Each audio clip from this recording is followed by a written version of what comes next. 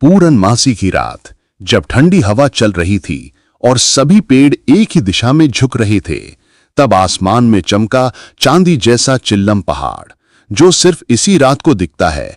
और तभी जंगल में नीला जैकेट, पीली टी शर्ट, हरे शॉर्ट्स और लाल उड़न चप्पल पहनकर स्केट करता 8 साल का चमकू चैंपियन घूमा, जिसके बाल हवा में उड़ रहे थे और कमर में टॉफी बेल्ट बंधी थी।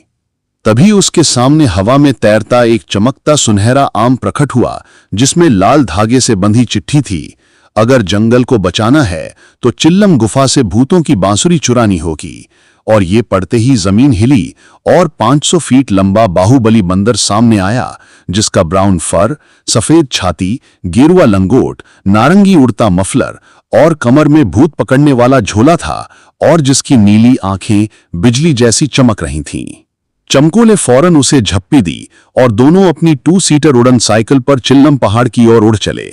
लेकिन रास्ते में अचानक दिखी हवा में उड़ती लाल टोपियां, पीली चप्पलें और हरे पत्ते, क्योंकि हमला कर रहे थे अदृश्य हवा वाले भूत, जिनका शरीर नहीं दिखता था, पर उनकी हरकतें आसपास की चीजों को उड़ाकर बताती थीं कि वो मौजूद हैं। चमकू ने झटपट अपनी टोपी में फिट किया गूंज पकड़ने वाला स्पीकर, जो नीली तरंगों से भूतों की उल्टी आवाज पकड़ सकता था, और बाहुबली ने झोले को कसकर पकड़ा ताकि कोई भूत फिसल न जाए। आखिरकार वे पहुंचे चिल्लम गुफा के मुंह पर, जो ऊपर की ओर खुलता था और अंदर की दुनिया पूरी तरह उल्टी थी।